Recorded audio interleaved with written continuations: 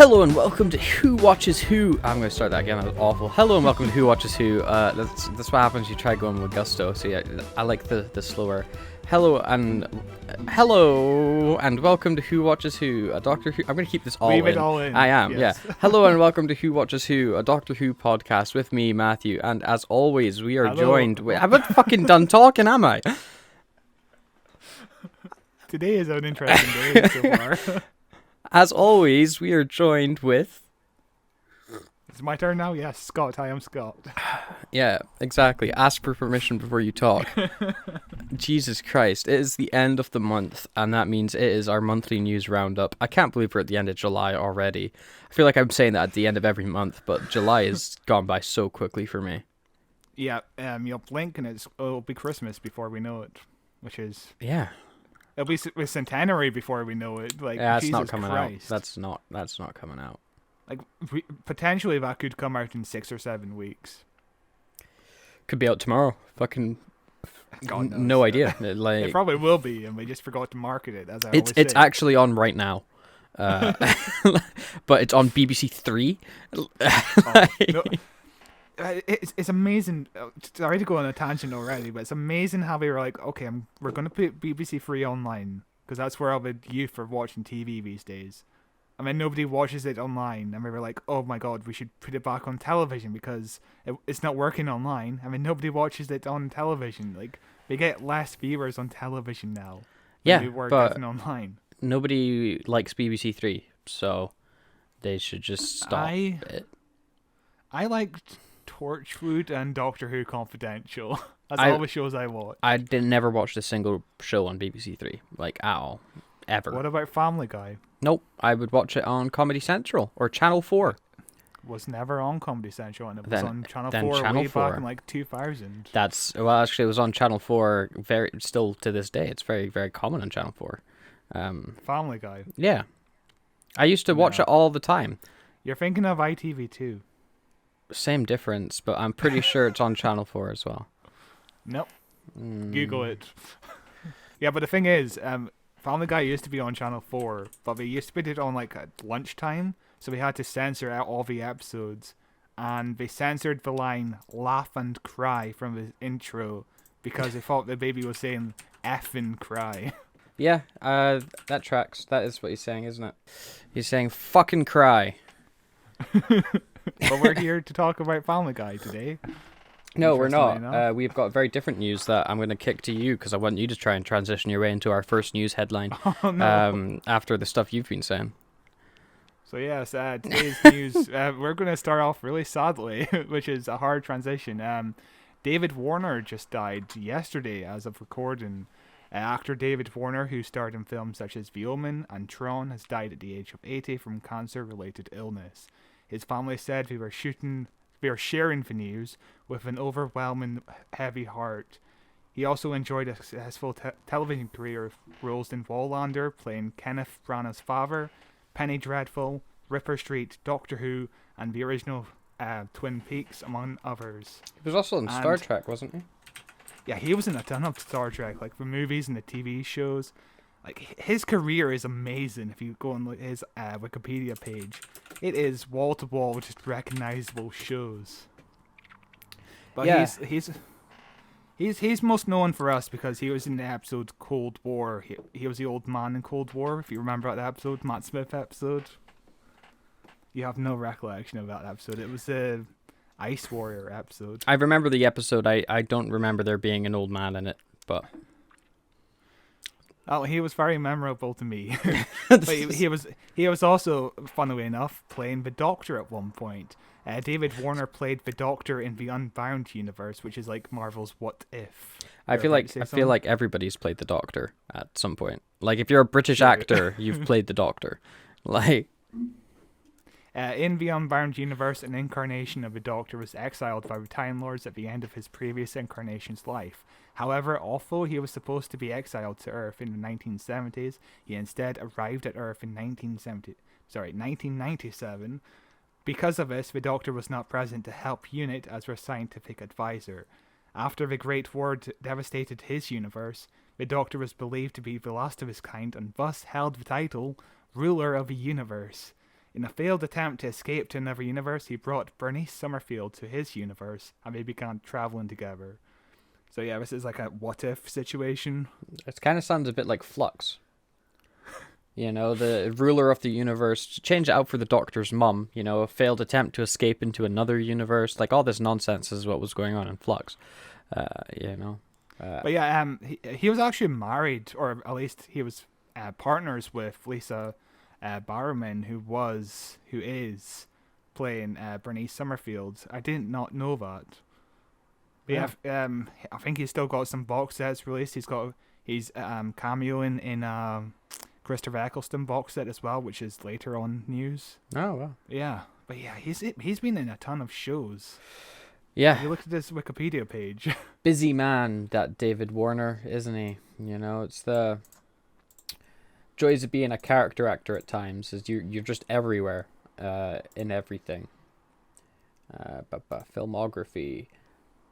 Golly. Yeah, he was his filmography and TV and video games credits certainly goes on for a long time. Yeah, he was in Batman the Animated Series as Ra's al Ghul.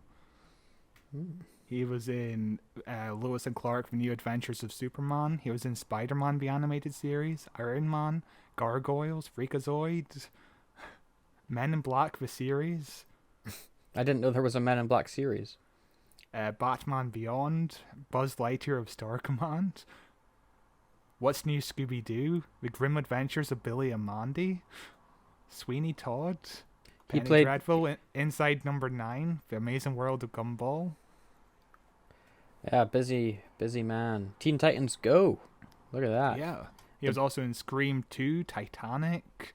But yeah, rest in peace. Yeah. He was obviously also in Tron, which is obviously a movie I still haven't seen it. It's not good. It's really dated. Like it's like almost impossible to watch. It's so dated. My only knowledge of Tron is either from The Simpsons or Kingdom Hearts. And hot take, Tron Legacy is a decent film. I've never seen it. It's the soundtrack's by Daft Punk, isn't it? It is, yeah, and it's got a weird de-aged Kurt Russell in it. But I've seen that. Yes. it's a very it takes all the concepts of the original Tron movie and updates it in a way that's like palatable. Like it's a decent fun film. But in other news, Russell T. Davis has been continuing to tease us with this 60th anniversary. What a little tease that man is. In Doctor Who magazine number 579, Russell T. Davis wrote a 2-page column teasing what's to come for the 60th anniversary. And is this the one with the fucking typo in it? Which typo, sorry? Remember, I was reading this, I sent you a photo. You told me about this typo, but now I forgot. Well, we'll find out as I read these quotes that you've stuck in. How the hell can the Doctor and Donna be reunited? You're sci-fi fans, you know the score. There are all sorts of possibilities ahead. Virgin Publishing once had a fine range of novels called The Missing Adventures. Is that what this is? A mysteriously forgotten excursion for the TARDIS in between the Planet of the Ood and the Sontaran stratagem? Or maybe it's a multiverse thing. They're all the rage these days. Maybe this is the Doctor and Donner from Universe 557, all set to collide with our own. Then again, maybe, just maybe, this return is so impossible that it's actually an intricate illusion created by an old enemy of the Doctor's. Or maybe an old enemy of Donna's. Neres. I don't know what that means. Of course, I wouldn't give it away in the pages of Doctor Who magazine, would I? But then again, this magazine's the first place I ever revealed the name of Billy Piper's Rose in issue 340. So read carefully. The truths are in here. So, which one do you think it is? Personally, I think it's none of them and he's just lying. I think it might be most of them. We theorized a lot of these. We have. Actually, I think all of these. That's because RTD's a fan of the show. Yes, he's a fan of the show and he's retroactively rewriting the script to fit our fan theories. He is. That's what everybody that's on TV does. They all listen to podcasts about the TV show and take their ideas because they're better than the professionally paid writers. I think the most likely here is the dude, the toy maker, making his own universe with the Doctor. Oh yeah, his regeneration somehow. Could be that. I mean, I still don't know if Shooty's going to regenerate, like Jodie's going to regenerate into Shooty. I keep going back and forth on whether or not I think that's going to happen. Right now, I think that is what's going to happen. And that's just based off those recent rumors that Shooty's actually been already shot his scenes for the 60th anniversary. But I still don't fully believe it. I'm so nervous about the centenary special. You know? Oh God, yeah. I'm in a position of like not believing centenary special is even real because we've just been hearing so much about the 60th anniversary. You know what I mean? Yeah, we have been hearing loads about the 60th anniversary. Like, I literally just had a dream the other night where the 60th anniversary came out before the centenary special for some reason. Because of time travel. Because of time travel, yes. And at the end of it, the BBC were like, oh yeah, we forgot to put on the centenary special.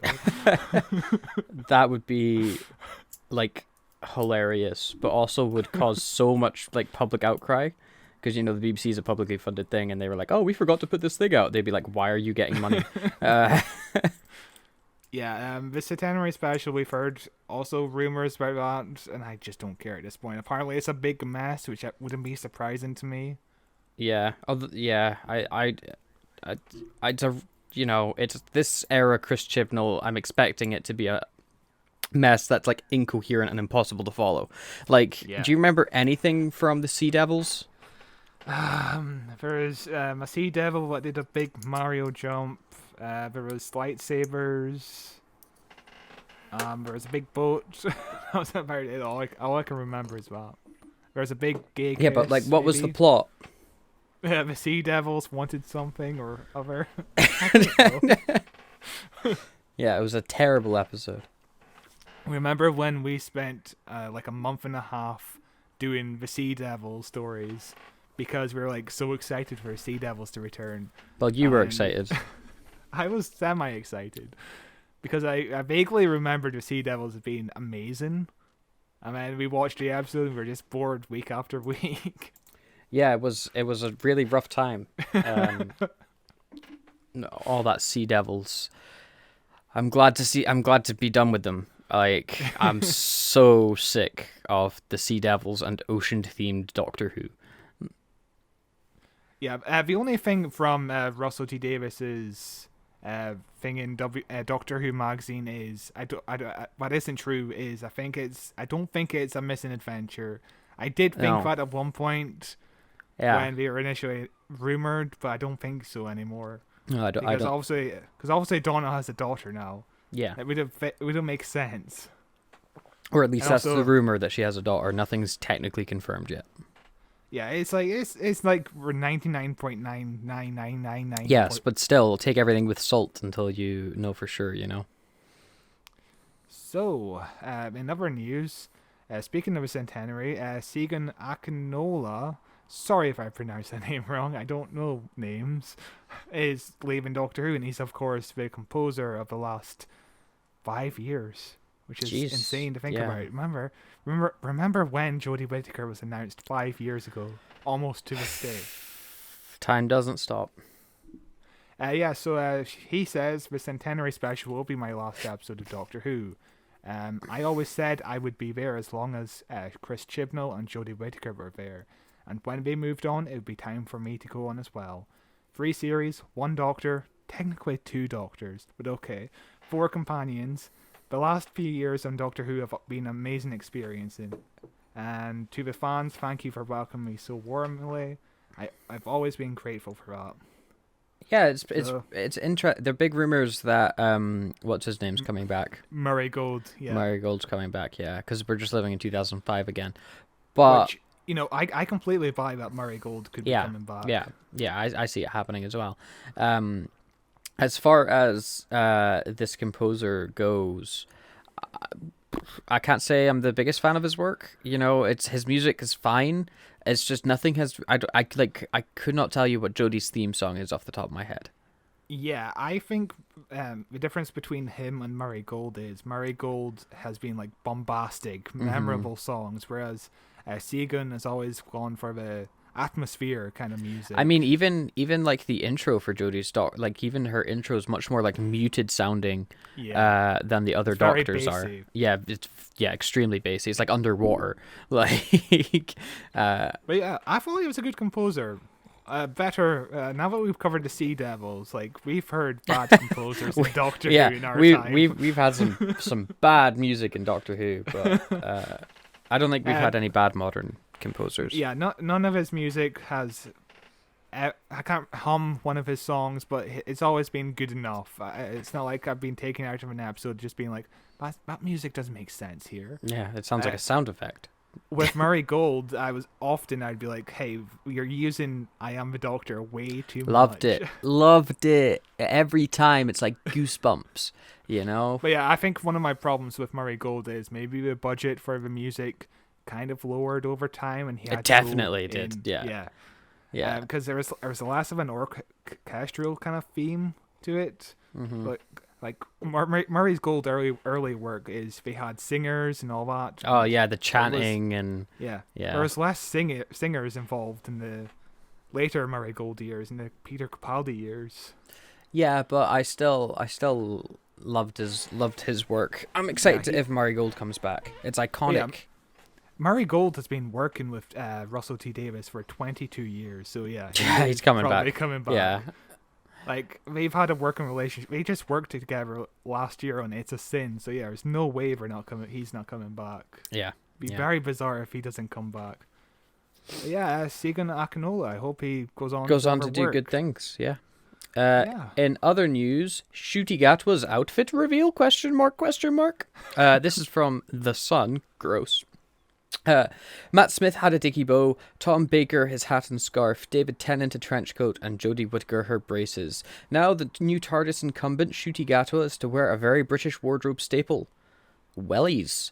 I can reveal the latest Doctor will debut the footwear in his first scenes on the BBC One sci-fi show's new series, and they look like becoming a permanent fixture. A TV insider said every Doctor gets their own look every time they regenerate, and they always seem to have a very British edge thanks to their choices. Shooty, who's partial to an eccentric outfit himself, has recently said he's having input into the Doctor's clothes, so it's not a surprise something as unconventional as wellies are in the mix. Doctor Who running about in welly boots, I'm all for. Sounds great.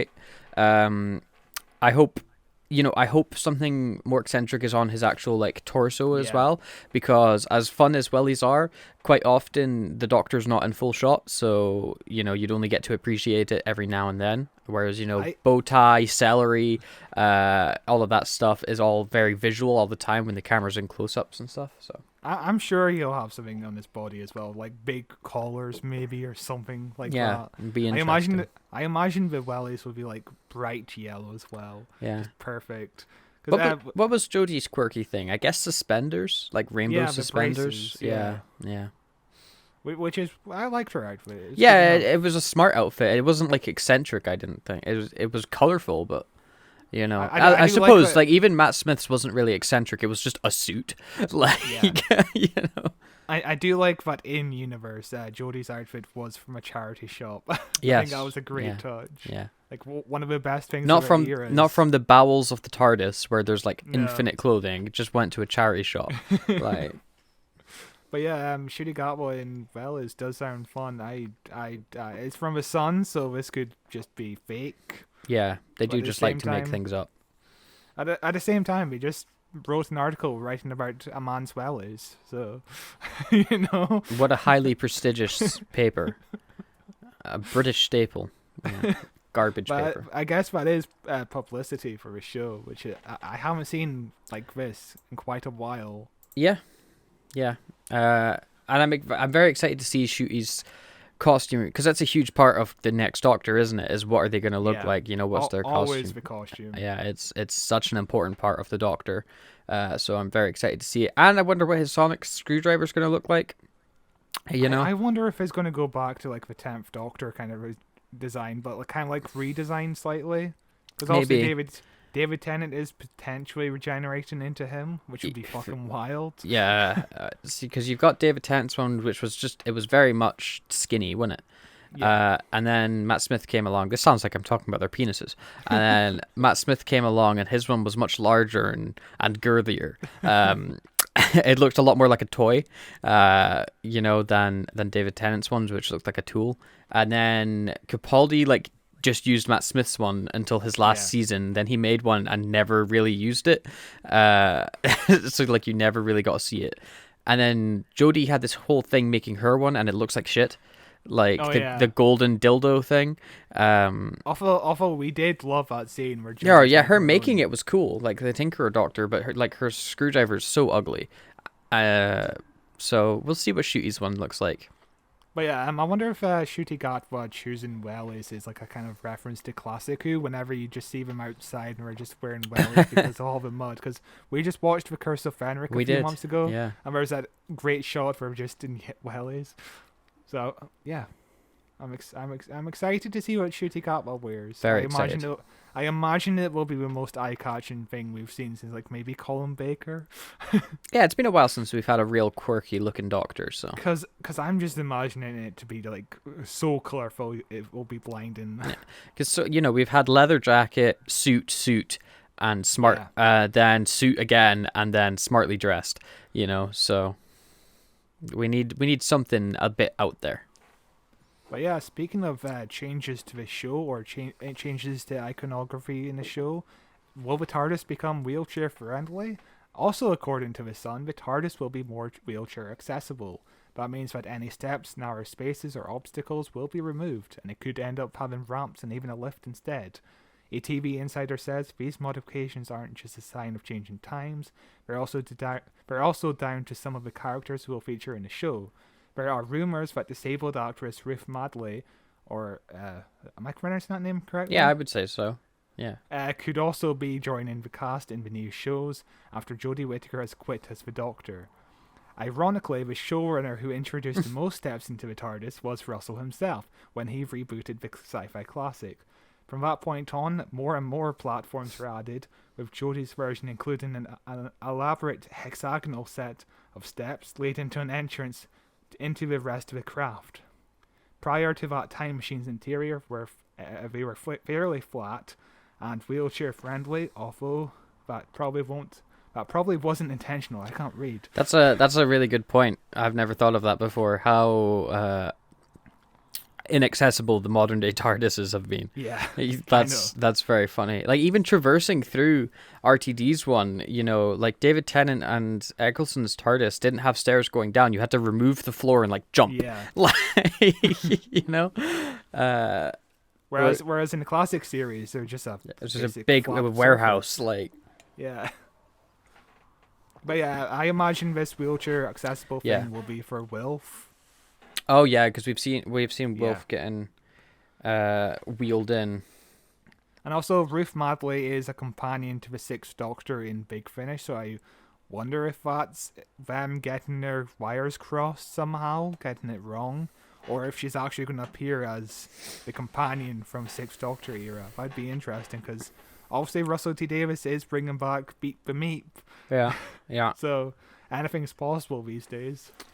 I'm so excited for Beat the Meat. That's mental. It's mental. Apparently, in one of the audio dramas with Ruth Madley, the TARDIS changes itself to be more wheelchair accessible, which is interesting. The TARDIS makes its change intentionally. I could see that happening. It's honestly, I'm surprised it's not happened before now. But it's about time. Really. Yeah, it's about time for a disabled companion in general in the show. Yeah. No, I think they need another sexy woman. I want more sexy women, please. Yeah, we haven't had enough sexy women in Doctor Who yet. They need to be more, and I want more kissing. Yeah. In other news, more rumours. The opening episode of the 60th anniversary series is rumoured to air on New Year's Day 2023. So this is the episode after the 60th, the actual start of the series, or no, another special. It's the first special of the 60th anniversary series. I get you. It's gonna be weird. Donna's story could be left open in the 60th anniversary so that she could return in the future. Shooty is said to have filmed his scenes with David Tennant, Catherine Tate, and potentially Bonnie Langford. In one particular scene, Shooty is seen only wearing a shirt and trainers with no trousers, and is carrying an oversized mallet that he hits the TARDIS with, which sounds great. Moffat is apparently going to write some episodes for Shooty's Gatwas Doctor, which I would be all for. I would love Moffat to come back into Doctor Who. He's been gone for, 5 years now? But it feels much longer. Only 5 years. Feels much longer. Oh my god. Slovene could also make cameos in the 60th anniversary, and I see this as quite likely because if you follow Russell T Davies on Instagram, he loves posting pictures of the Slovene. He's, especially recently, because, stuff going on in politics, whatever, he keeps posting pictures of the Slovene. So I can see them coming back. Because, I mean, if you look at our recent political leaders, both in the US and the UK, what is a better way to describe them than the large, gassy sacks of flesh that the Slovene are, Dear God, yes. We've been saying that for like 5 years at this point. Yeah, they are Slovenes. We are being ruled by Slovenes. Yeah. But I imagine we won't be like political commentary here because Doctor Who's not political. Cameos. Yeah. I would presume if he'd appear in like crowd scenes with other monsters, kind of like the end of Pandorica opens. Yeah, and it also that way technically it wouldn't be the Slovene, because if you remember, Slovene isn't the name of the species; it's the name of the family. So that's some trivia for you. I don't remember the name of the species. I remember the Sarah Jane Adventures introduced a new family of the same race, but they were slightly different colored green. The Slovene. Can't remember their names, but yeah. Are all Slovene dead? I yes, think so. Yeah, they are. The last of the Slovene was that lady, and didn't she get turned back into an egg? No, she got turned into an egg. No, but the Slovene turned up in the Sarah Jane Adventures, like 2 episodes in season 1. Yeah, it's been a long time since you've seen that show, but yeah. Yeah, but who knows? They're probably dead because they were like wanted criminals. So the opening episode of the 60th anniversary, rumored to air New Year's Day 2023. Is that too soon? Or I'm thinking it would be airing about Easter time at the earliest. I want it now, so it's not. I want it now too. It's not too soon. It's not soon enough. Why would they shoot it so early if it's all going to air in like November next year? Yeah. Unless it's just for David Tennant's busy schedule, because he does go from project to project, and also special effects take a while, especially with they've been bragging about how many special effects are going to be in this thing, so we'll see. But I could see New Year coming in for some Doctor Who, which would be good because it means we don't have to wait so long. Because I hate waiting for Doctor Who. My biggest worry going into this, like way before, was 2 specials this year. Obviously, that turned into 3, but 2 specials this year, and then we're gonna have to wait a whole year just for 1 special next year. That would have been 3 Doctor Who episodes in like 2 years, which would have been brutal. It would for be us anyway. Yeah, it would be awful. I mean, what would we talk about? There's like no episodes of Doctor Who. I know. It's such a small show. But Donna could be coming back for more episodes after the 60th. I don't know how to feel about this because doubt. Yeah. Well, it depends what they do with her, because Donna was the one companion I was happy never to see again, because her ending was so perfect and so tragic. So yeah, but then Russell brought her back the following year in The End of Time for no reason really. But her coming back properly, this has got to be done well. Otherwise, I'm not going to be super pleased with it, because they have why is she back? That's my main thing. Yeah, her ending just felt so definitive. Like if she remembers the Doctor, her mind will explode.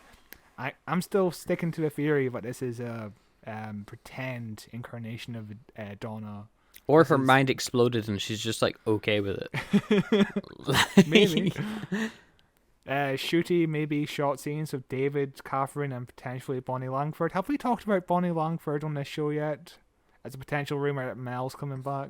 Yes, sure. Because maybe Mel's coming back. Yeah. I don't know. That'd be interesting. Do you know Mel? You don't know Mel. I don't know Mel at all. I know the name. All I remember from Mel is she screamed a lot. So every female companion in classic Doctor Who. Yes. But yeah, Shooty shot a scene where nothing. That sounds great. I want to see that now. Yeah, I'm sure it will appeal to some people. It'll be fun. He's the dialogue that was attached to that. If you remember the quote, it was like, that doesn't sound like good dialogue. So it makes me feel like maybe it's not true, but or maybe it was just really poorly transcribed. Or maybe the story of Shooty Gatwa hitting the TARDIS with a mallet is true, but also some person added in the script as, but that's fake. The script, the lines of that were awful. Yeah, I don't remember. These rumors are just coming from a Facebook page, by the way, called Doctor Who page, and it's a page that we make fun of all the time. Yeah, they're not the most reliable stuff. No, they post nonsense, but every now and then they'll post one or two things that are true, and they get all the goddamn engagement in the world. I mean, no disrespect to Doctor Who page. Yeah. I mean, I see them on Facebook, and I don't even follow the page, but yeah, they should follow our page instead. Yeah, I'm following them just out of sheer curiosity at this point. Maybe there's some truth in here, but all the rumors are oh yeah, this is a rumor, but from where? Yeah, from your heads. It's because Russell T Davies actually runs that page. Probably. But yeah, Moffat might be coming back from Gatwa. I'm all in for that. Mm-hmm. I always liked Moffat better when he's a guest writer. I like Moffat full stop. Because when Stephen Moffat has to create 6 episodes a year, I think his writing becomes kind of shitty. I think he's a great writer. One of the best in Britain. Yeah, he's really good, but, sometimes he was trying to be too clever. Nah, you just don't like him because he is clever. But what is the most unrealistic to you out of this? Most unrealistic? So I think it's Donna returning, maybe. I see. I could see that. It depends what they do with her. All of it sounds realistic, honestly. Yeah, maybe Donna could return the 70th anniversary, which is wild to think about. That's only 10 years away. Yeah. Can you believe the 50th anniversary was 10 years ago? 'Cause I can't. Yeah. I really can't. Well, it's 8 years ago but coming up for 10 in a couple years. Oh no, was it? Yeah, 9 years ago. 9 years ago. It was 8 years ago when we did our special, which was last year. Jesus Christ. Yeah. Man, I thought you were going to say 8 years ago we did our podcast on it. No, we did our podcast on it, looking back on it, which the episode's literally titled "The 50th Anniversary 8 years later." But it does feel like 8 years ago since we've recorded that. Jesus yeah, it does. Christ. It does feel like a long time ago, and also not long at all. But in other news, oh boy, Anjali Mohindra. Yeah, that sounds about right. Yeah, returns as Rani. Rani Chandra is back, and she's got her own spin-off series. Anjali Mohindra stars in Rani Takes on the World, set 15 years after the Sarah Jane Adventures first aired on TV. Rani is now a successful journalist living in London, but when something otherworldly threatens her beloved city, she steps up in the line of alien defense. The first box set, Rani Takes on the World Beyond Bannerman Road, is due to be released in April 2023 and features 3 audio adventures. Anjali Mohandria, I did terrible there, I'm very sorry, said, "There's something so ingrained in me playing this character that has made it all slide straight into place." But also reprising the role of Rani in 2020 for Doctor Who Lockdown Story, Farewell Sarah Jane, was a real springboard into this. Rani is such a part of me and who I am, and I'm a part of Rani, that it just happened naturally. I think it's gorgeous because you feel like Sarah Jane is very much part of it and who Rani has later become in life. They still hold on to that life they all shared together and the love they respect. What would Sarah Jane do in this situation is very much there in the background. I think this is a lovely tribute and also a lovely continuation of her work. Also joining Angie in the cast is Daniel Anthony, reprising his role of Rani's best friend Clyde Langer in the first and final adventures and in Destination Wedding. Mina Anwar is back as Rani's mum and Geeta Chandra. Mina Anwar is back as Rani's mum, Geeta Chandra. Volume 2 set to be released in December 23. So I've got real no connection to Rani as a character because I didn't really watch Sarah Jane Adventures that much, but you must be over the moon, you nerd. I am very excited for this, yeah. Yeah, Sarah Jane Adventures was my jam. It was a great show on CBBC. It was like one of the last CBBC shows I watched. So yeah, I remember sobbing at the final episode where they replay one of Sarah Jane's monologues and over sad music because obviously she died, and I was just sobbing, man. I was so sad that it was over. Such a great show, and we're covering it next week. Funnily enough, complete coincidence. It's one of the Rani episodes, so yeah, it's gonna be fun to watch. You didn't watch Sarah Jane Adventures, man? I watched a few episodes, but again, we didn't really I didn't really watch live TV like at all. So like I was never watching CBBC, or I was watching DVDs of films. I was playing video games. I was outside playing with friends. You know, I wasn't. I never really watched CBBC. There was like a few shows that I would catch an episode of here and then, but I never watched anything religious. You know, or like religiously. Yeah, you missed out on some great times in like 2007, 2008. Doctor Who was on practically every month of the year. It was fantastic. Just watching all the Doctor Who content made me very happy. But like, yeah, I'm excited that old cast members from the show are coming back, like Daniel Anthony, which is if you say that backwards, it's Anthony Daniels who plays C-3PO. Yeah, yeah. He's back. I like Clyde. Clyde is fun. Better than the girl from the pilot that we really hated. Remember her? Yeah, she was not good at all. I mean, I'm sure she did her best, but it was very much the writing that was terrible for her, like just horrendously unlikable. But yeah, the actress who plays Rani is actually dating the guy who plays the Master at the moment, so I wonder if there's going to be a crossover there at some point. It'd be really interesting to see how Rani takes on the Master. And also there's probably going to be a reference to V. Rani, who is a Doctor Who villain. You know none of this from Classic Who. I know the names, and I'm like, yeah, I recognize that name. But yeah, I'm excited. A continuation of Sarah Jane Adventures will be fantastic, I think. In other news, Doctor Who is potentially going to Disney Plus.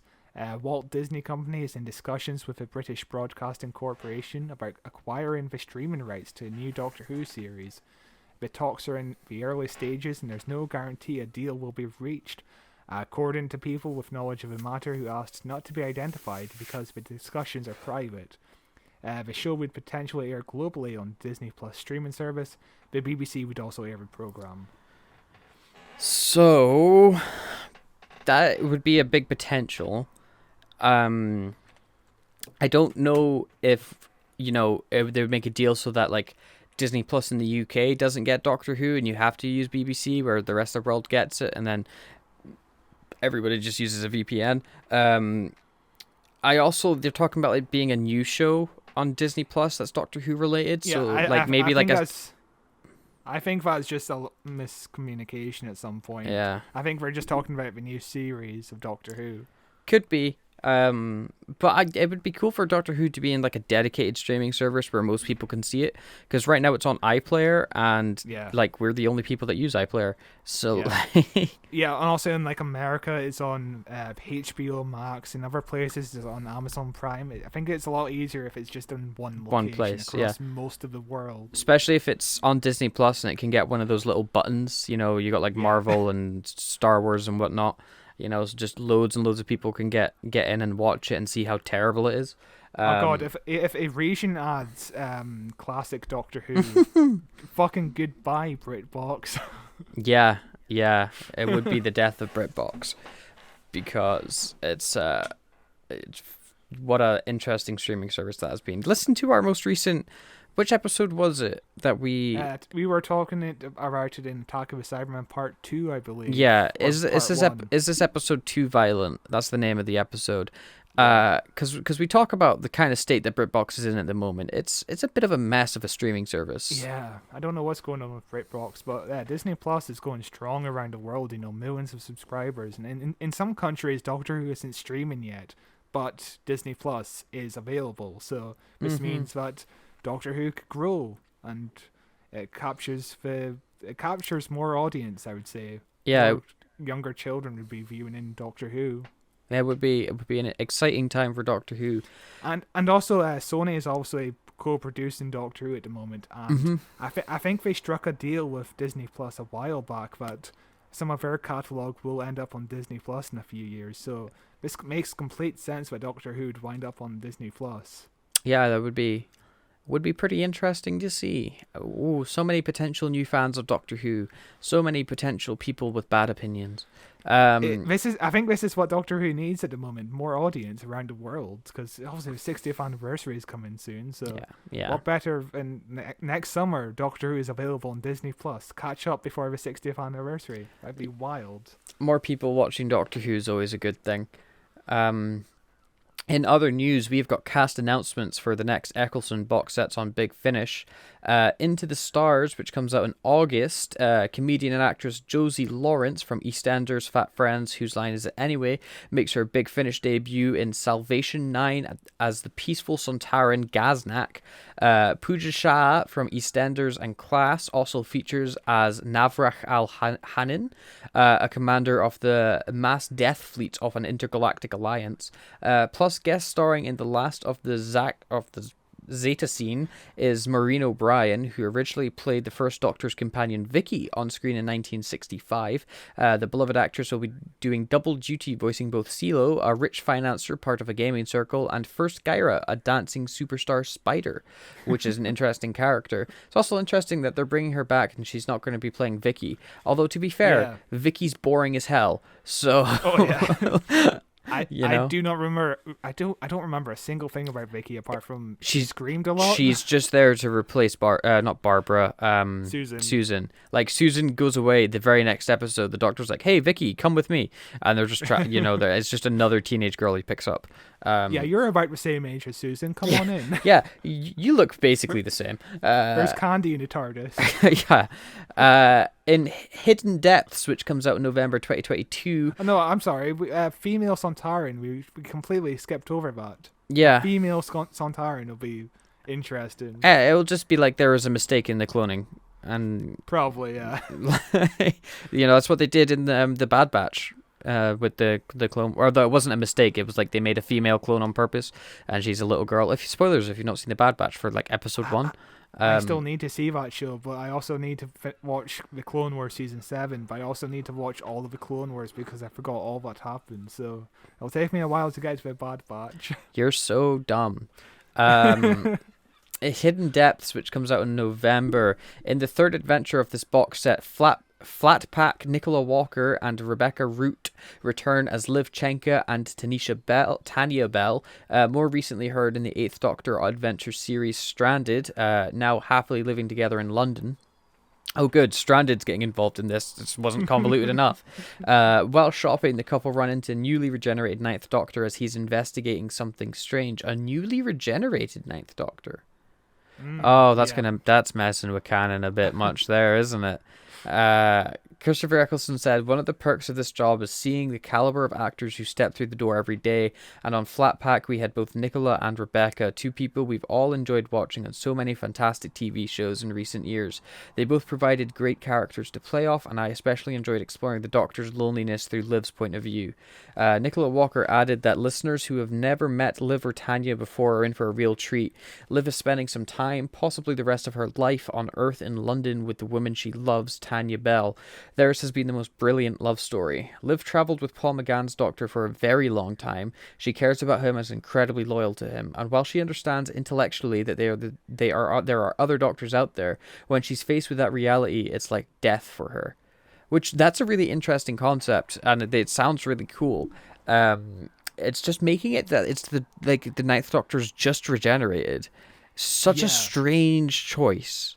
I think this does add to the theory that it's somehow in the middle of like Rose, where the Doctor disappears for a long time and then suddenly comes back. That's what I would think, but the fact of saying he's like just regenerated makes me think it's like right after the 50th anniversary when the War Doctor regenerates into Eccleston, and then like this happens, which to me adds some issues because, like, again, ear checking, isn't it? It's that one little movement Eccleston did that's really messing with canon.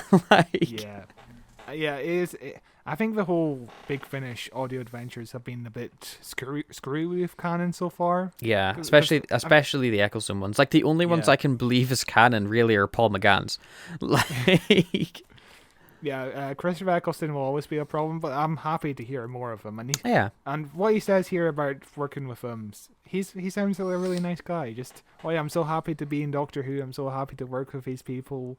I'm excited to go with whatever's next. Sounds lovely of him. yeah. But yeah, this sounds like it's like kind of like cross marketing, being like, oh yeah, if you enjoy listening to this Ninth Doctor story, why not listen to Stranded? Check out Stranded, all 15,000 episods. Like, Yeah. 16 box sets you have to listen to understand what the fuck's going on there. so many.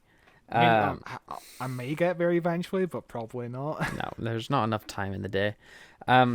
David Warner for his 60th anniversary box set. Eccleston has now also confirmed a 60th anniversary special, saying at a fan event, I've recorded something very special for the 60th anniversary, and for me it was all about working with this incredible actor and incredible human being called David Warner. I think the 60th is my favorite, and you're going to have to wait, but it's going to be worth the wait because David Warner is extraordinary, and if any actor should have been the Doctor, it would have been David.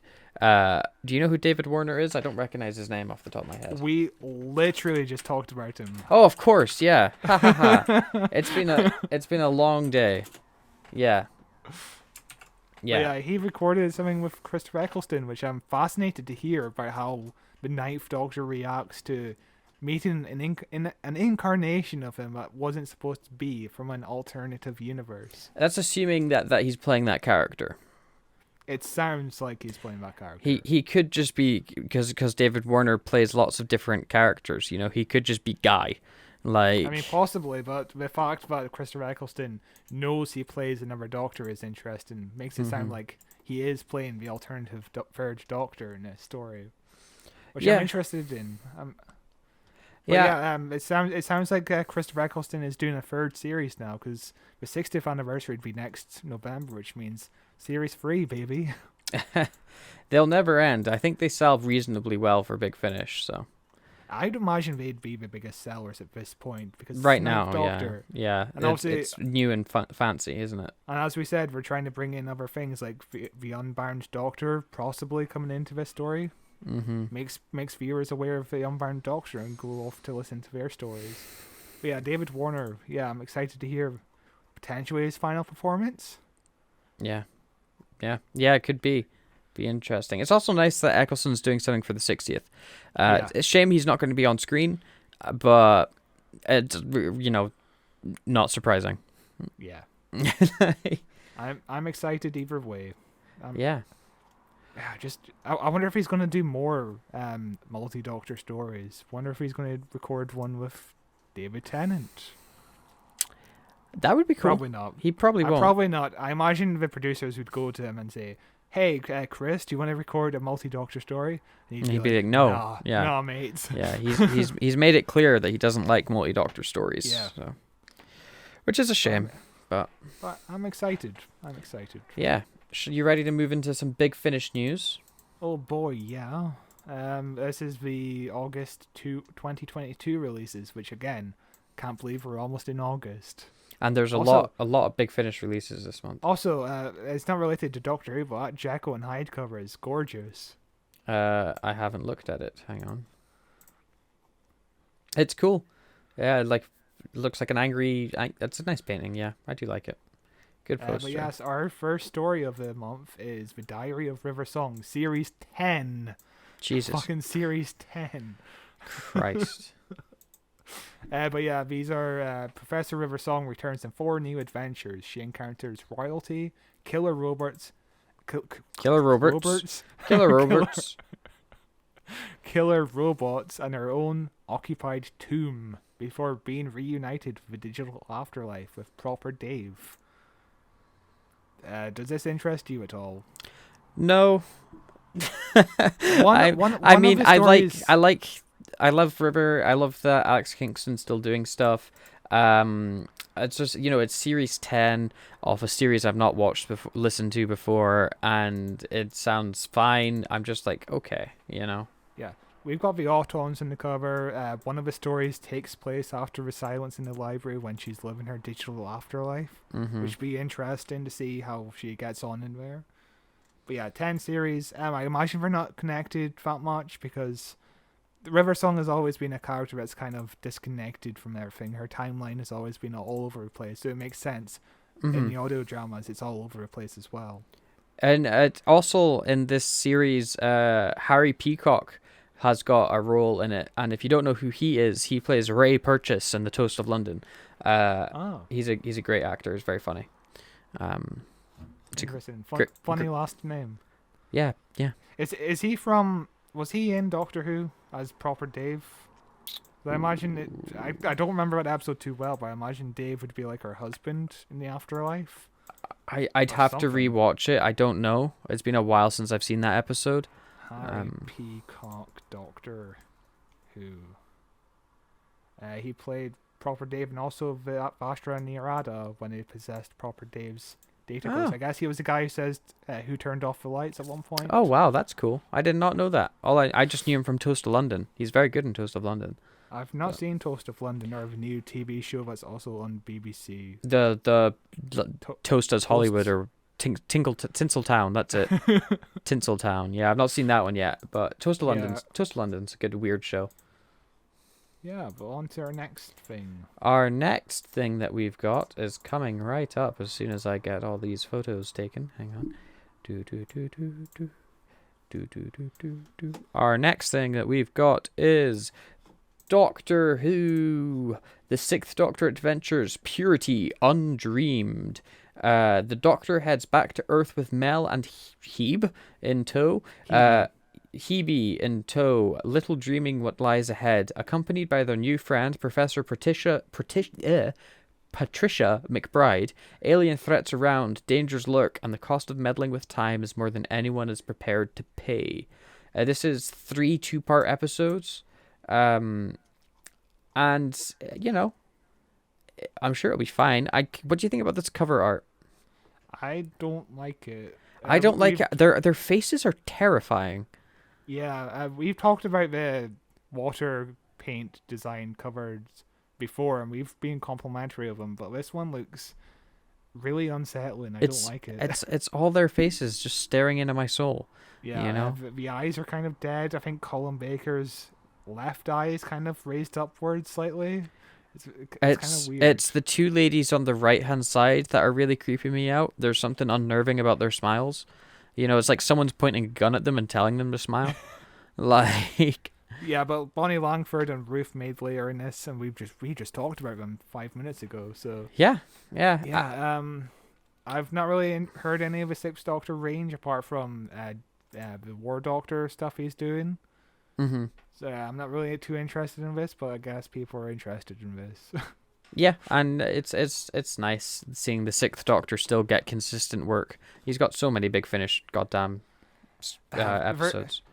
I imagine you'd need to be like a billionaire to get all this Big Finish stuff because there's too much of it. there's too much to keep track of it, even month by month.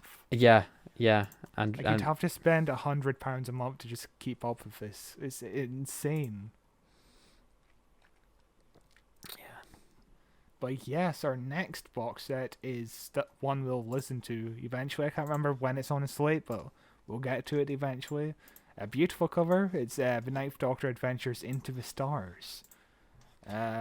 Distant worlds, alien cultures, vessels of exploration. The Doctor is never more at home when he's out among the stars.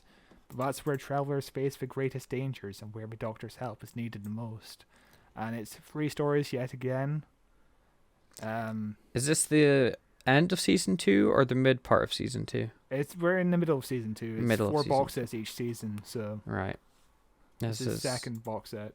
Middle of season 2, and yeah, it's a nice enough cover. I like the purple. The alien costumes are good. The Sontaran there, whatever, you know. It's just the fact that it's another stock image version of the Doctor that I'm like, because they've only got like season 1 stock photos for Eccleston's Doctor, which really limits their creativity when they've got it. But I would love if they tried to do more adventurous kind of stuff, like hand painted stuff, or just more adventurous Photoshop. Like we've just got a cover with the Third Doctor on like a snowmobile, which looks fucking amazing. Yeah, this one's okay. We'll listen to it anyway. We will listen to it. It's the one series we actually cover on the show. So. I don't think we've loved this series so far. We've not. We've liked it a lot, but there's something lacking in every episode, I think. Yeah, it's just not quite hit as hard as season 1 was kind of hitting. I don't think there's any like connective tissue either, which kind of makes it hard to be excited for this. Yeah. In our next big finish, sorry, I'm taken back a bit because it's hentai. Yes. Like that, it's tentacle hentai, especially if you look at that picture. Ooh, those are some goopy looking tentacles that are rubbing that lady. In Torchwood Suckers, Shireen's not exactly enjoying being sectioned, but she's been in worse places. That psychiatric unit in Brecon was a right dump. This one's all right though. There's a table tennis. Oh my god, there's table tennis, art therapy, and they even get to do a bit of gardening. There's only one problem. Shireen's roommate, Toshiko, she's a total space cadet, convinced the unit is overrun by aliens. Yeah, right. So it's Toshiko's in an insane lab, and it turns into a hentai story. The tentacles is such a weird choice, and it's like it's not even that much of a weird choice. It's this cover design that's really throwing me the wrong way. Like it does feel like classic Torchwood, you know. It's kind of camp, kind of just silly. Kind of camp, silly, and sexual. Yeah. Camp, silly, and sexual. It's everything Torchwood needs to be. But I'm not really. I'm actually kind of interested in that one just because I'm like, I just love I'm just, I just because it sounds so strange and it sounds like a little one-shot thing. It doesn't sound like it's connected to anything. Yeah, a lot of Torchwoods are one-shots. I wonder if they'll ever do a new series, because if they've only done series 5 and 6 of Torchwood with Big Finish, I wonder if they'll. I think it's a case of whether or not they're allowed to use John Barrowman again. Yeah.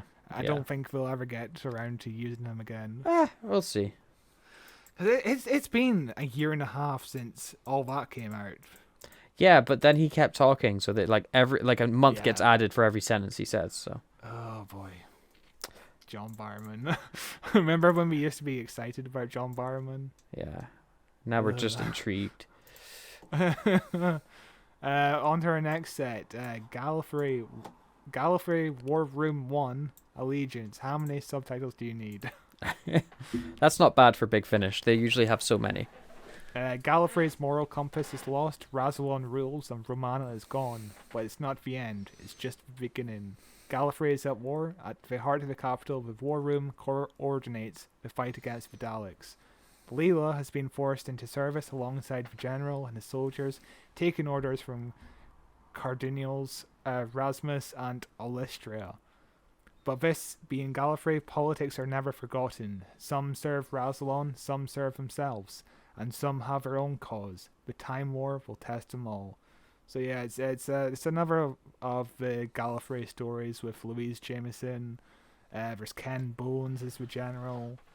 It sounds interesting. I like the idea of exploring Gallifrey, especially during, the Time War and stuff like that, and the politics in Gallifrey, and the poster's cool. It's very sleek and clean, but am I ever going to listen to this?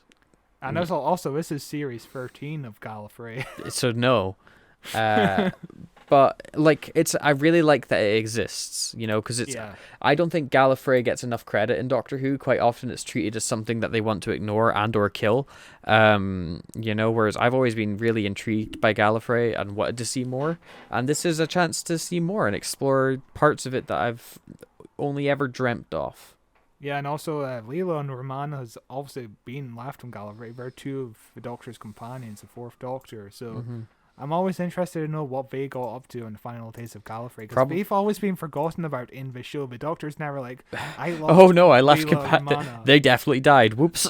Like the Doctor just leaves Romana and Leela on the planet, and he forgets all about them. I've never seen the 10th Doctor remember Leela Romana. It's insane. Mm-hmm. How they've just never been mentioned.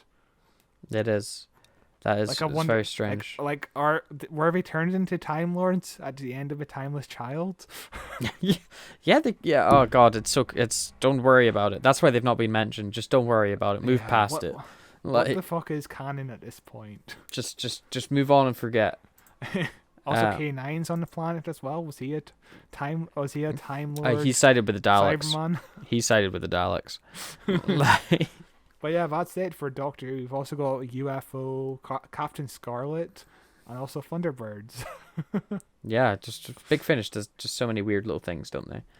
What of Big Finish this month are you actually interested in? Obviously, the Ninth Doctor Adventures we're going to be listening to, so you can remove that from this list, you know. Honestly, none of it's really capturing my eye apart from maybe River's Song, just because I'm curious about the final story where she's in the digital afterlife. But yeah, none of them I'd go out of my way to get. No, I mean, for me, it's Suckers, just because it sounds weird, and that cover art has honestly got me going, what the heck? That's the one I wouldn't buy it, but if someone gave it to me, I'd be like, oh, and then I wouldn't listen to it. But like out of the ones that are there, it's the one I'm most interested in. Yeah, because I know you've got a Doctor Who 8th Doctor book.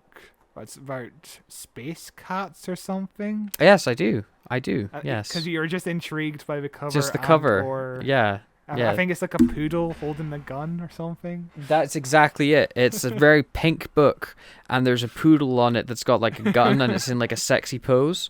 And I was like, well, I'm buying this. I've not read it yet. It's not very big, but I will read it. It's like the 25th 8th Doctor book, so you'd probably be lost somewhat. Yeah, we'll see. You never know how accessible these types of things are till you try. But yeah, kind of a lackluster month for Big Finish, I would say. It's because they're banking on the Ninth Doctor, isn't it? You know. I think so, yeah. Because that'll bring in the money for them. Yeah, Big Finish isn't the only business in town. No, Penguin audiobooks are kicking about with Doctor Who: The Resurrection Plant. Fraser Hines reads a brand new story featuring the second Doctor, Jamie and Zoe. The TARDIS brings its occupants to Calico 3, an Earth-like planetoid where industrial foundries are worked alongside sophisticated technology. The Doctor is staggered to learn about the resurrection plant, which rebirths anyone mortally wounded in the line of work. While Jamie is put to work in the foundry, Zoe and the Doctor investigate the plant. But when the machine goes terribly wrong, they must work with the locals to combat a horrifying monster. The Doctor also uncovers a shameful secret that, for him at least, hits close to home. Fraser Hines, who played Jamie in the TV series, reads Will Hardcroft's intriguing adventure. So it's literally audio book, not an audio drama. It's cool that Fraser Hines is reading it. Jamie himself. He also does have very good second Doctor impression, so I guess it'll be fun to listen to. Yeah, it sounds interesting. That's coming out on the 4th of August. My goodness, very soon. So it sounds basically like a plot about kind of regeneration in a way, but it's resurrection, and the Doctor is hiding a secret. I imagine it won't be canon. Yeah. What shameful secret is he hiding? His hentai collection. Yeah, it sounds interesting though. It definitely sounds like Big Finishy. But yeah, it might be one to keep an eye out for.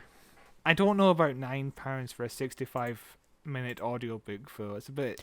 It's a lot for an audiobook, yeah. I mean, you could surely it'll be on like Audible and stuff where you could just get it for like free. I think it would be, but I don't think I'd ever spend a credit on that. You know? Yeah. We've also got another book which is very bizarre. We've always been covering these bizarre little books recently. It's redirecting me to a page and it's not loading for some reason for me. Oh, I've got it up. It's very strange. Is it loading for you? I'll just read it if not. Yeah, it's still loading. I don't know what's going on. Okay. So the book's called The Wall Scrawler and Other Stories by Stephen Wyatt. And if you're looking at the cover, you would not think it has anything to do with Doctor Who. Because like the cover of this book is like a series of walls. like really gray brown walls. There's nothing sci-fi or fantastical about it, but let's read the description, shall we? I like to think that Stephen Wyatt wrote the scripts naked and surrounded by candles, is an anonymous contributor to Doctor Who magazine. A feast of monologues from the creator of Doctor Who's Paradise Towers and The Greatest Show in the Galaxy. There are stories here inspired by Stephen's Doctor Who work, and some of them specially written for this volume, and others available in print for the first time. But there are also Stephen's quirky and challenging takes on some of the odder episodes in the Old Testament, and a collection of short pieces written for BBC Radio 4, where they were read by the likes of Bernard Cribbins, Dora Bryan, and Cian Phillips. Pre-order only, publication date 8th of August 2022, 198 pages. What a strange little book this sounds like. It's just a series of rants by this man. It's getting published by Obverse Books. Is that the publisher? Must be. Imagine so. This must be the publishing website. I've never heard of this publisher. Really bizarre. What a strange connection to Doctor Who this little thing is. Obverse Books, yeah. But yeah, I guess it's one of those books where it's like, oh yeah, I kind of own some Doctor Who characters, so I'm just going to make a book out of it. It's not even that he owns Doctor Who. It's like, I wrote some Doctor Who episodes. I'm just going to rant about the show. You know? It was so cheap and so poorly made.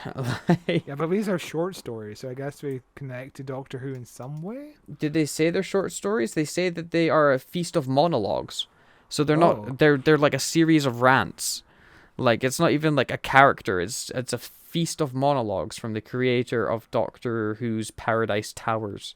Really bizarre. It kind of reminds me of that Demon spin-off thing where it's the lady from that episode we covered, and she's just monologuing about shit. Yeah. I wish that there was like a clip or like a segment of the book I could read, but there's not yet. Do you want to buy it and just figure out what the fuck it is? I don't want. How much is it? £12.95. It's not too bad, but it's only 198 pages. Like, that's a lot that's a lot for less than 200 pages. And it's a boring cover as well. Yeah, I can only see the cover on my end, and yeah, it's boring. It's just walls, brown walls. And there's a bush at the top right or something with like Christmas bulbs on it. What a strange sounding book. I might get it. Do you think Stephen Wyatt is alright? Yeah. He's okay? I think he's fine. He just likes writing about nothing and then selling it for £12 a pop. Like, because on my end, I can only see the cover, and also I like to think that Stephen Wyatt wrote his scripts naked and surrounded by candles, which is interesting. I mean, that's how I write. So I didn't realize there was another way of writing. I thought that was just the way that everybody did it. But yeah, Doctor Who is weird, and it always confuses me. Yeah, it's definitely weird, and it always confuses me as well. But we are now at the end of our news segment, so we will be just chatting for the next few minutes or so, just to wrap things off, since it's the end of the month and we'd like to talk about some stuff other than Doctor Who occasionally. So Scott, what have you been doing recently? What have you been watching? I saw the 2 Doctor Who movies on the big screen. No, we're not talking about Doctor Who anymore.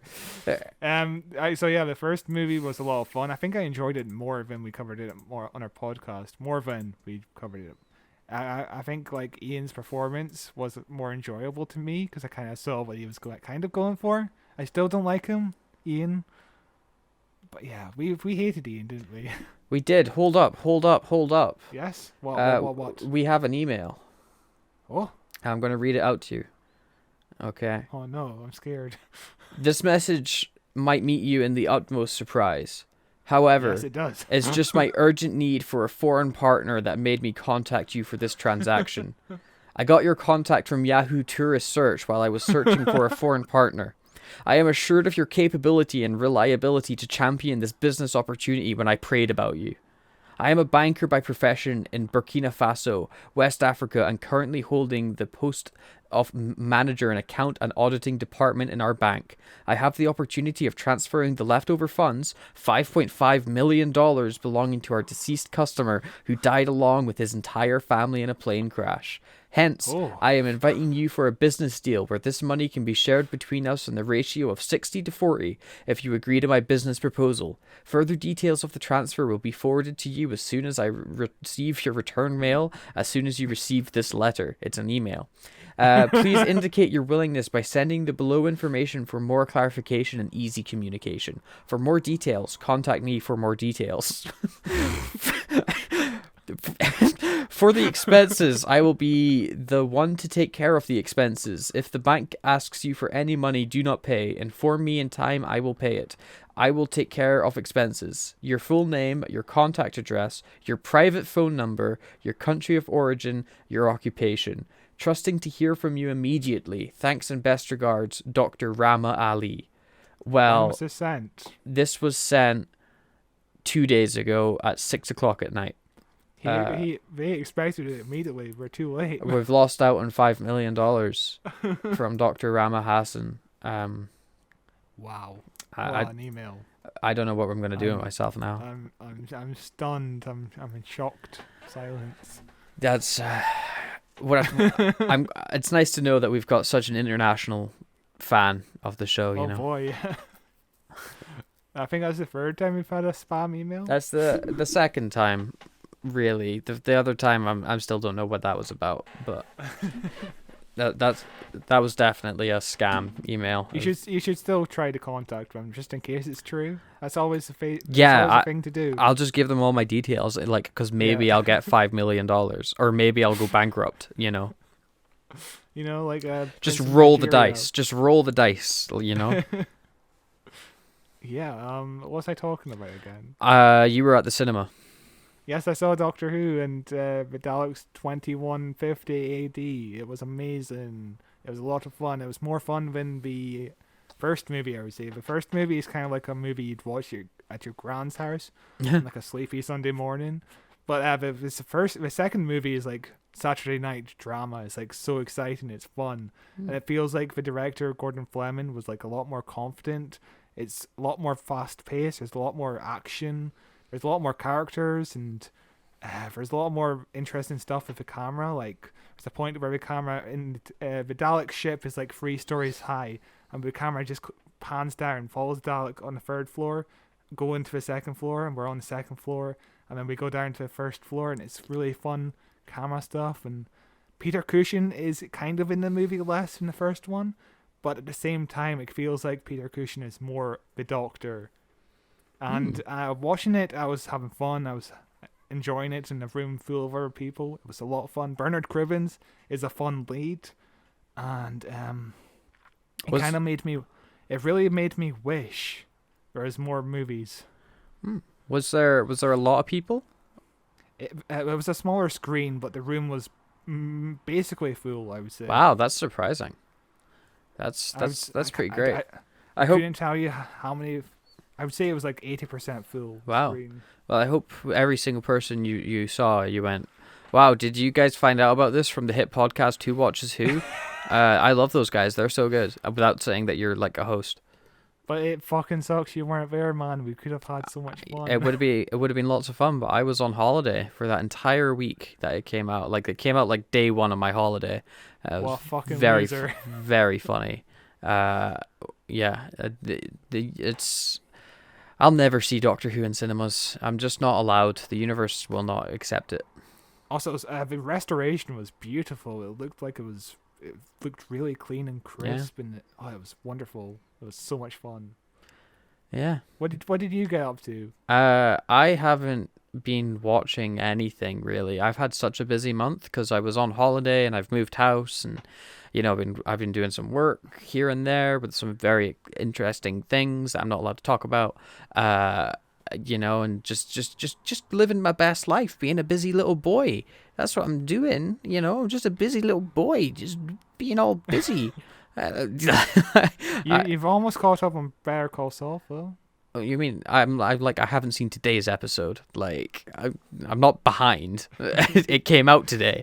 But yeah, Better Saul Call's back. Not to be confused with Better Call Saul, which is also back, and it's very good so far and breaking my heart left, right, and center. Oh yeah, there's only 3 episodes left now. I'm just curious how they're gonna wrap things up because the last few episodes have been really tough. They're gonna wrap it up quickly and painfully. It's gonna break your heart when it happens, and it's gonna be great. It's such a good TV show. Cannot sing its praises hard enough. It's so freaking good. As good as Breaking Bad, I would say. I would say it's sometimes better. Yeah. I feel like it's more consistent. Season 1 of Better Call Saul is very similar, I think, to season 3 of Breaking Bad, where it's a bit touch and go. You know, sometimes it's a bit slow, but it gets there in the end.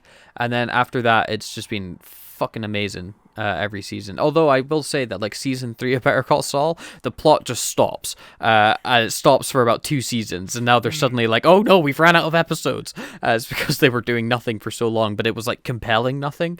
It's a great show.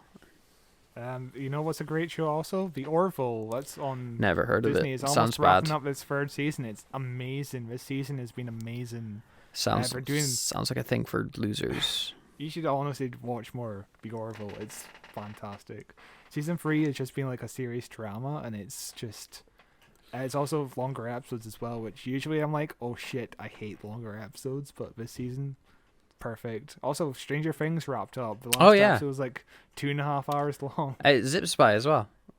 It did, yes. Yeah, it was a very good finale. Very predictable moments with certain characters living or not. Yeah.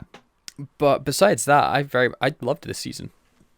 Yeah, of Stranger Things. I really was like kind of not that hyped for it, because the gap had been so long, and I was like, they're splitting it in 2, and there's so many other shows, and then I just fell back in love with it again. You know, I don't know if it was as good as season 3, but I enjoyed it as much. Like, but I think I had more fun with season 3, but I think season 4 might have told a better story. Probably. Season 3 was a very fun. It was like a total shift in tone from season 2, which is good because season 2 was terrible. But season 3 was great, and season 4 has kept that stride going. It's kept the fun parts of season 3 while managing to turn the story more serious. Which season 3 is very much like, it's got serious parts in it, obviously, but it's very colorful and like kind of bright. Whereas the rest of the show is very dark. The thing about Stranger Things is the first episode of season 4 was all about the guys trying to find like another person for their Dungeons and Dragons thing. And I would watch an entire season just like that. It was so much fun. Yeah, and also Eddie is such a fun character. I can't wait to see more of him. He shall be a great character. Very much enjoyed Eddie. Yeah, just such a good show. Such a good show. Season 5 is going to be the last one for, and it's going to have a time skip, so it's going to be interesting. Yeah, it will be. I've also been watching Star Trek Strange New Worlds, which is actually really good. It's a good Star Trek show. I never think it was possible. Is it as good as a Star Trek show as the Orville film? It's better. It's like if Star Trek, it's like what Star Trek Discovery should have been. It's got people sitting around having discussions about philosophy and diplomacy. It's got sounds like the Orville. It's got people putting on alien blackface to go down to a planet. It's got everything you want in Star Trek. It's got drama. It looks amazing. The special effects are great. It's so far, I've not finished it. I'm like a few episodes behind. But it's so far it's not let me down, and I've loved it very, very much. So it's all of those points. Good. All of those points just reminds me of the Orville. Yeah, but that's because the Orville just rips off Star Trek. That was like its whole shtick was like, we're comedy Star Trek, so it's gonna steal Star Trek's plots, isn't it? This season isn't more comedy. It's drama, it's just knock off Star Trek now. This season has been amazing. There's just a trans child. And there's, in the book, they did a book about a Nazi. It's really fun. They do stuff about Nazis all the time in Star Trek. Literally all the time.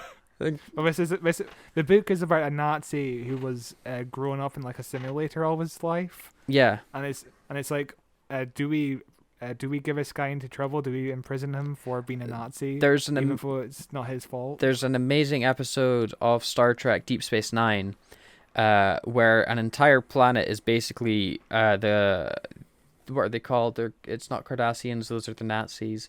The Kardashians. I don't remember what they're called. But it's this alien species and this other alien species, and they were occupied by them for a long time, and basically treated in internment camps and whatever.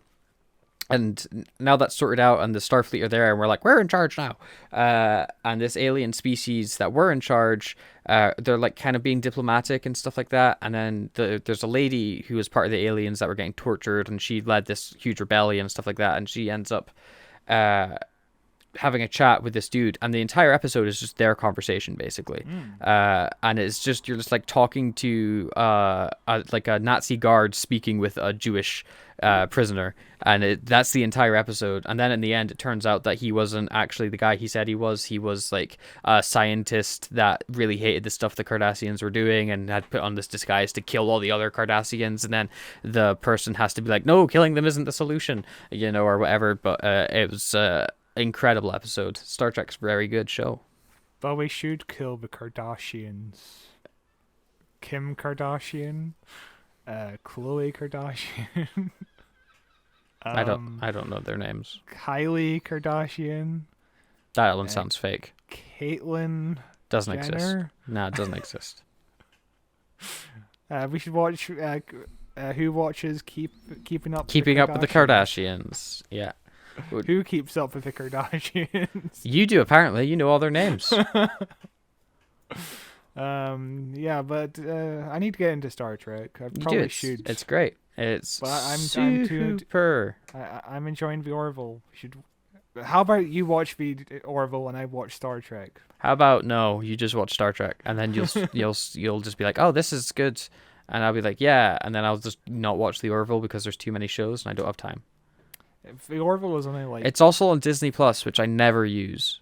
Bruh, watch the Orville. And also Miss Marvel. Miss Marvel had a good final. I had the final spoiled for me, and now I just don't care. So it's an enjoyable show. You probably got spoiled with like one line. I got spoiled with the entirety of what happens in the final episode. Why did you keep listening or reading whatever? Because I was like, I'm not going to go back to watch Miss Marvel, because I got 3 episodes in, and then 15 different shows came out, and I was like, like... That's always a problem for you. You get behind in one show, and it's like, I can't go back because there's just so much ahead. You don't have time to stop. You just have to keep running forward into the content. There's no time to stop. That was my problem with Moonlight. Moonlight. I always get those titles confused. Very different show. One's a film, one's a show, and they're very different. Unless there's is there a hand job scene at the beach in Moonlight? Yeah, probably. But I watched 2 episodes of that and I've got behind. I mean, all of a sudden it was over and there was other shows to watch. She-Hulk is coming out soon. That looks fun. I know it doesn't. It looks like trash. Did you see the new trailer? No. The new trailer looks fun. Oh, I don't believe you. Single female lawyer. Watch the new trailer. It looks fun. She breaks the 4th wall. Oh, God. It's fun. We'll see. I'll watch it, at least an episode. But yeah, there's so many TV shows. Andor comes out soon. I'm mega hyped for Andor. Hell yeah. That's at the end of August, is it? I think so. It's real soon. I was not hyped for Andor at all. Then they released that trailer, and I just became so excited for it. It looks awesome. Like Daredevil. Do you hear? Oh yeah, Daredevil's 18 episodes. That's too many episodes. Like, I know. Like, our problem is with Daredevil is with Netflix series, 13 episodes. It was too many. We were like, yeah, it's so full of filler at times, but 18, Jesus Christ. But all those 18, I imagine, oh, God. half an hour. I need to get back into watching Daredevil. I've dropped off it. I was really enjoying it, and I've just stopped watching. So many there's too many shows. I guess you weren't enjoying it because you just stopped watching it. True. That I must hate it. Yeah. There's too many TV shows. Yeah. Like Stranger Things alone was like 20 hours for season 4, and that was 9 episodes. Yeah, somehow I managed to watch it in the space of 2 days total. Like, what else is coming out? There's so much TV, man. Yeah, it was just Comic-Con just happened, so like all the announcements just all came out the other day. Oh, Did you hear about Spider-Man, the animated series that's connected to the MCU, but he's meeting Dr. Octopus and his Yeah. mentor is Harry Osborn. Yeah, But and it's connected. yeah. It makes no sense. What's going on? Well, you gotta watch the show, find out. Watch the show, find What's out. going on? Watch But the it's connected to watch the the- MCU. Watch the show, find out. Watch the show, find out. He Watch fights show, find- Dr. watch- Octopus and watch- then watch he's show, like, find I out. don't know, Octo. Watch the show, find out. Are you excited for that? Eh. And also X-Men 97 is coming Meh. back. And Although Marvel. apparently with X-Men 97, they've gone back and they've reordered the original yeah, I X-Men heard that. Yeah. cartoon to be in canon order of episodes, which makes me think that they're going to do the same with the Clone Wars very soon, because the Clone Wars episodes aren't in canon either. They're just fucking No, jumbled. The problem, the problem with X-Men is Clone Wars was aired the way it was. It was supposed to be out of order like that. Yeah, but it's bad. The Put problem it- with X-Men in on order. Disney Plus is that it got jumbled up for no reason. Mm. Like Days of Future Past would be part 1 would be like episode 9. And then Yeah, part 2 would be like episode 7 or something. yeah, It was all out of order. but what I want is for them to have two options for Clone Wars. You could have yeah. the way it aired, and then you could have the canon way of watching it. Because I've seen the entire show, and I watched it the canon way using the fucking StarWars.com website Yeah, with the same. list of episodes and having to jump through different seasons, and it was a nightmare. But it led to a much more satisfying viewing experience. You know? I did it way back in like 2015 when the show was on Netflix. Yeah. Yeah. There's too much content out there. Like I want to go back into the Clone Wars, but also I still Yeah. have to watch like a million other shows. I want to watch Star Trek, but there's like 700 Star Trek episodes. Yeah, and I TV might- shows as well. I might just start with Start with Next the- Gen. the- Start with Next no, Gen. I think I might start with the show that's on at the moment. It's only got like 10 episodes, and then I'll watch the next. Strange Gen. New Worlds. Yeah. Yeah. It only has 10 episodes, and it's you said it's Very easy to good. get into. It's very good. Yeah, but there's so much Star Trek. It's all so good, except Discovery. It's kind of bad. What about Picard? I've not seen it yet, but apparently it's We're doing I a know big- I know Red Letter Media hate it. My brother's like it's okay. But yeah, we'll see. Star Trek Lower Decks though, that's the animated show. It's fucking amazing. the Nickelodeon show. No, it's on Amazon Prime. It's like a Family Guy-esque comedy animated show. I think it's on Nickelodeon as well. It's definitely not on Nickelodeon. It is not a kid's show. You're thinking of Star Trek Prodigy, which is the 3D animated one. Oh, okay. Star Trek Lower Decks is a 2D animated thing, and it's fucking amazing. It starts off a bit meh. The first few episodes are a bit rough, but then it just turns it from like it kind of does the what do you call it? What's that show you're watching that's really bad? No, I'm It's not like watching a it's bad like show. It's like Star Trek, but it's really bad. I'm not watching a bad Star Trek show. What's it called? What's it called? Oh, the Orville. It's kind of like the No, Orville in that no. it starts out like a comedy, but then kind of Yeah. turns more serious. That's what's happened with Lower Decks, where it started out as like we're just trying to do a straight up comedy, and now it's like actually we're really good Star Trek, ha ha ha, whilst having comedic elements throughout. It's a brilliant show. I think the deal with the Orville is that Seth MacFarlane wanted to do a serious Star Trek show with Paramount, but Paramount were like, no. Yeah. And then he got the Orville with Fox, and Fox were like, hey, can you make it Family Guy but in space? and then over time, I think he slowly lowered the humor, so it's more serious as time goes on. Now he's with Hulu, and Hulu are just giving him free reign to do whatever he wants, and it's a really fucking good show. You should watch it. You should really watch it. I'm telling you, it's amazing. Meh. We'll get to it when we get to it. But yeah, I think that's it for this episode. Holy crap, we've unless been you wanna- recording for an hour and a half. I know. Yeah, that's definitely it for this episode. If you want to send us scams like our friend Dr. Whatever, send us an email to whowatcheswhopod@gmail.com and we'll read it out at the end of the month, regardless of what's in it. We will read it out, unless it's like obscene. I But was about to say that. Well, if it's really racist. if it's or really whatever. racist, Scott will read it out. Oh, sure, that sounds like me. Yeah. But whowatcheswhopod@gmail.com. Send us an email. But other than that, this podcast is available on YouTube at Who Watches Who, on audio form wherever you listen to podcasts. It's also available on Amazon Music now. Amazon sent us an email being like, hey, please come to our service. You make the best podcast in the world. And I was like, yeah, fair dues. And so now we're on Amazon Music. So you can listen to us there. We got a personal email by Jeff. Actually, Jeff Bezos flew in on his rocket ship into our backyards and we're like, "Hey, can you join our podcast streaming service?" Yeah, he did. Like, Yeah. I should have asked him for money. I don't know why. I was like, "Can I just stick my free podcast on your website?" But so we're available wherever you listen to podcasts. There's a heap of links in the description. Follow us on Facebook, Who Watches Who, on Twitter at Watches Doctor. Follow me on Twitter at Call of Duty 3. All sorts of things coming and going at the moment. What are we watching next week, Scott? What's on the slate? Next week is Sarah Jane Adventures: The Death of the Doctor. It's a big crossover episode with the 11th Doctor. Have you seen that before? Nope. It is a lot of fun. It's goofy, it's silly, but it's fun. Okay. I don't believe you, but we will see. The week after that it's Dalek. The week after that is probably Jodie Whittaker's best episode, The Haunting of Villa Diodati. I always stumble at that pronunciation. Yeah, because we're about to enter Chibnall month at the end of August, aren't we? End of August is Chibnall month, so. Oh no. Oh boy. It's looming on the horizon. I'm sure it'll be fun. It'll be fine. But yeah, until then, we will see you next week. Bye-bye. Bye. Mwah.